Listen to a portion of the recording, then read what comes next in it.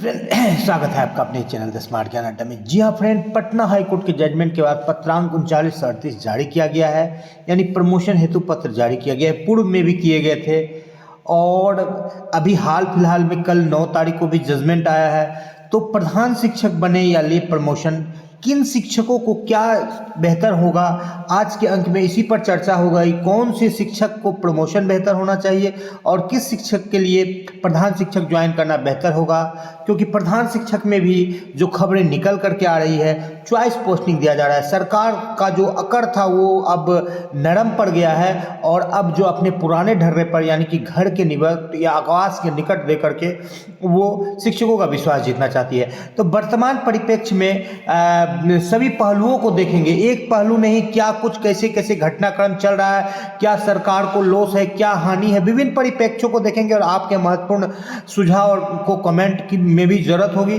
तो चलते हैं और बारी बारी से देख लेते हैं कि क्या कुछ घटनाक्रम हुआ है और आपके लिए क्या बेहतर होगा विकल्प, उस पर भी हम लोग चर्चा करेंगे। जी हाँ फ्रेंड, सबसे पहले देख लेते हैं, कई सारे आज पीडीएफ है, थोड़ी सी वीडियो लंबी हो सकती है लेकिन आपके लिए वैल्यू एडिड होगी। सबसे पहले ये देख लीजिए, हाई कोर्ट का जजमेंट आया जिसमें क्या कुछ कहा गया है। जो अंतिम लाइन है इसको देख लेते हैं। Learned advocate on behalf the represents on the hand state that such action was taken wrongly by the, ये तो अभी बीच का है, अंत का हम लोग देख लेते हैं। With the efforts direction the instant petition stand disposed on content however without cost, उससे एक लाइन फिर है, it is made clear that the entire process shall obviously be concluded within 90 days from the date, यानी 90 दिनों के अंदर इसको पूरा करने की बात कही गई है। और इसका हिंदी का जो भी अनुवाद है उसके भी जो है अंतिम पॉइंट्स को हम लोग देख लेते हैं। यह स्पष्ट होगा किया जाता है कि संपूर्ण प्रक्रिया आवेदन की तिथि से 90 दिन के भीतर पूरी कर ली जाएगी। और यहाँ पर ऐसी परिस्थितियों को देखते हुए इस रीट याचिका का निपटारा करते हुए प्रतिवादियों को निर्देश दिया जाता है कि इस आदेश की तिथि से 1 महीने के भीतर संबंधित ब्लॉक के पंचायत शिक्षकों की प्रचलित आरक्षण नीति के साथ क्रमोन्नति सूची तैयार करें। तत्पश्चात रिक्त पदों की वरिष्ठता के आधार पर 50% प्रोन्नति कोटा बढ़ा जाएगा। उस तिथि से प्रभावी होगा जिससे याचिकाकर्ता ने याचिका दिया है और इसी प्रकार नियुक्त अन्य अभ्यर्थी भी इसके हकदार होंगे। तो ये सबसे बड़ी बात है कि इसी प्रकार नियुक्त अन्य अभ्यर्थी भी इसके हकदार होंगे। कहने का तात्पर्य यह है कि जितने भी नियोजित शिक्षक है सभी नियोजित शिक्षकों को प्रोन्नति मिलेगा। प्रोन्नति पर पूर्व में भी जो है कोर्ट का जजमेंट शिक्षकों के फेवर में यानी सकारात्मक रूप से शिक्षकों के लिए निर्णय आ चुके हैं पहले भी, लेकिन हुआ क्या, बहुत धीमी गति से, चूंकि सरकारी पदाधिकारी को जो है अंदरूनी स्रोत से ये निर्देश रहता है कि आप प्रोन्नति मत दीजिए, तो आप जाइएगा और बार बार उनको पुश कीजिएगा, तो कोई पदाधिकारी को ऐसा लगेगा तो वो दे देंगे। लेकिन जब सरकारी आलाकमान की बैठक में जब एक बार ये दिया जाता है कि थोड़ा सा उसमें शिथिलता बढ़ती है तो बस वो पेंडिंग में चला जाता है। तो अब क्या क्या चीज प्रोसेस हो रहा है, पहले से भी प्रोन्नति का पत्र निकल रहा था, अब भी पत्र निकल रहा है, क्या हानि है, क्या लॉस है किस शिक्षक को, ये भी देख लेंगे। जी हाँ फ्रेंड, यहाँ पर देख पा रहे हैं CWJC 15/610 राघवेंद्र अन्य में दिनांक 12/9/2022 को पारित न्यायाधीश में निदेशक प्राथमिक शिक्षा बिहार पटना के पत्रांक 216 दिनांक 27/2/2023 में निर्देश अनुपालन करने में, इसमें भी प्रोन्नति कहीं ये भी प्रश्न था जिसका कि दिया गया, फिर प्रोन्नति को निरस्त भी सरकार के द्वारा किया गया था। और भी कई सारे पत्र हैं, आपको हम सारे पत्रों को दिखाते हैं और उसके बाद जो आपका कंक्लूजन निकल रहा है, जो निष्कर्ष निकल रहा है उस पर भी आएंगे कि किसके लिए क्या बेहतर होना चाहिए। इसको दिखाने के पीछे ये उद्देश्य है कि सरकार किस तरह से डाल और पात का खेल खेल रही है। यदि आपको डबल प्रोन्नति मिलता है तो 3476 रुपये तक की सैलरी में बढ़ोतरी होगी, 31,220 यानी 31,300 के आसपास सैलरी होगी, 52,410 रुपये का आपको सैलरी प्रोन्नति मिल जाने के बाद आपको प्राप्त होगा, जो कि प्रधान शिक्षक से काफ़ी ज़्यादा है।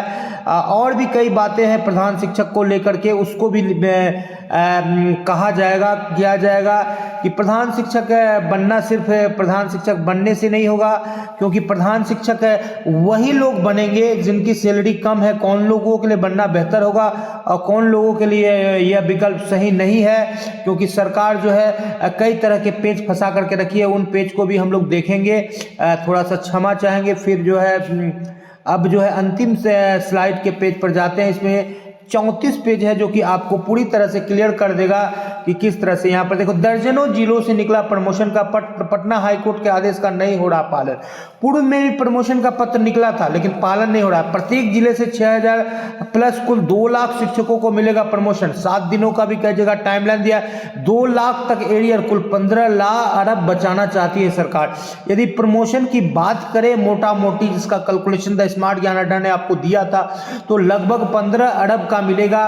1 लाख से 2 लाख जो है पुराने 2003 वाले शिक्षक जिनको 2006 में समायोजित किया गया, शिक्षा मित्र भाई, उनको एरियर मिलेगा प्रमोशन के रूप में। तो अब देख लीजिए 6000 से अधिक शिक्षक होंगे प्रोन्नत। एक एक जिला का ये डाटा है, प्रत्येक जिला से दिया गया है। और कोच से पत्र निकला था, प्राथमिक शिक्षा निदेशालय भी पत्र जारी किया था प्रोन्नति को लेकर के, लेकिन सभी ठंडे बस्ते में पड़ गए थे, क्योंकि सरकार का जो अंदरूनी जो मशीनरी था वो प्रमोशन के फेवर में नहीं था। कैमूर भभुआ से पत्र निकला था। देखिए, नियोजित शिक्षकों को एक ही कैडर होगा। किशनगंज से प्रोन्नति हेतु पत्र निकला था। यहाँ पर प्रोन्नति मिल चुका है। मिलने के बाद यहाँ पर देखिए कि सिमरी बख्तियारपुर का है, यहाँ पर प्रोन्नति मिल करके फिर वापस भी किया गया है। तो 31,220 रुपया मिला है। तो सरकार वापस क्यों किया? क्योंकि इस प्रोन्नति को देने के बाद जो प्रधान शिक्षक की बहाली हो रही थी, वो प्रधान शिक्षक की बहाली के तरफ से जो एक उत्साह होता है किसी भी वैकेंसी के लिए, किसी भी नौकरी के लिए, किसी भी पद के लिए, वो खत्म हो जा रहा था। क्योंकि जो जितने भी पुराने शिक्षक थे वो प्रोन्नति लेकर के 31,220 का वेतन ले लेंगे, तो 30,500 में कौन जाएगा? ये सबसे बड़ा प्रश्न है।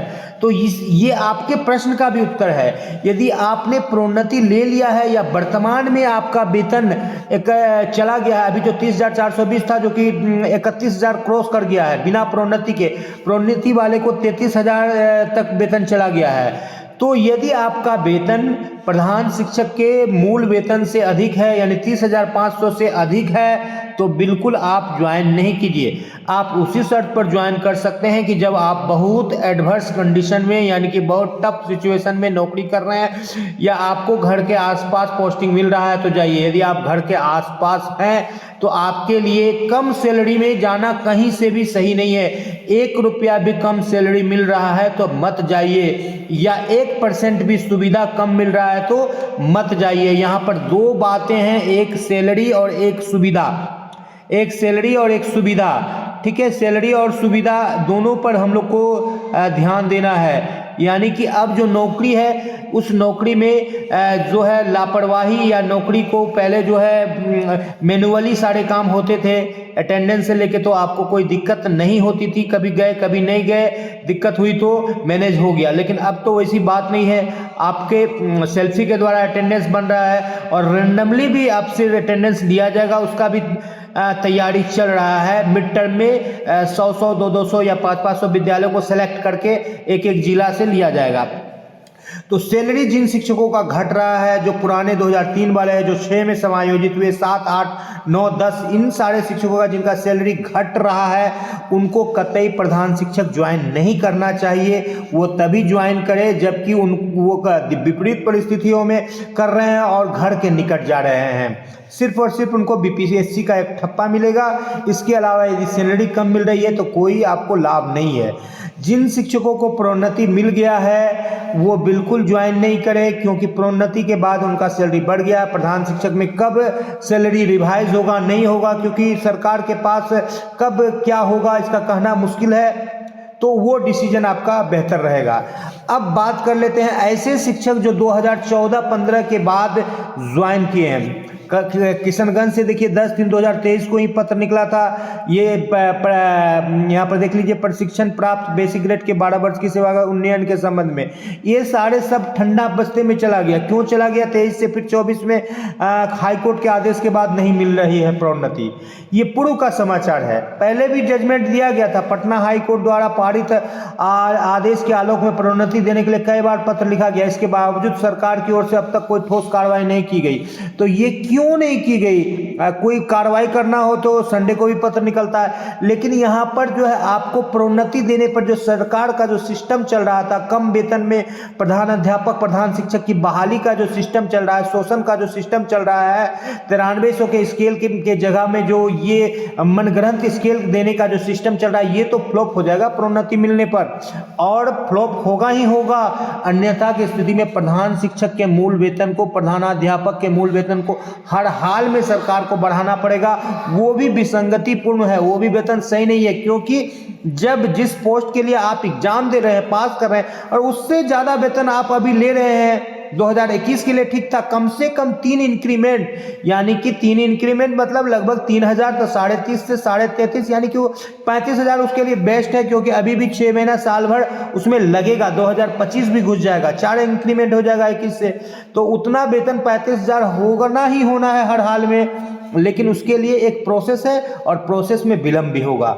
तो प्रोन्नति नहीं मिल रही है शिक्षकों को, क्योंकि सरकार नहीं चाहती है। जैसा कि आपको बताया कि लगभग 15 अरब तक एरियर की राशि मिलेगी यदि एक मुश्त सरकार ये ले कि हमको सभी शिक्षकों को प्रोन्नति देना है, जो प्रोन्नति के हकदार हैं सभी को देना है। MACP ये सब पेंडिंग में चला जाता है, नियमित शिक्षकों को मिलता है, नियोजित के लिए पेंडिंग में चला जाता है।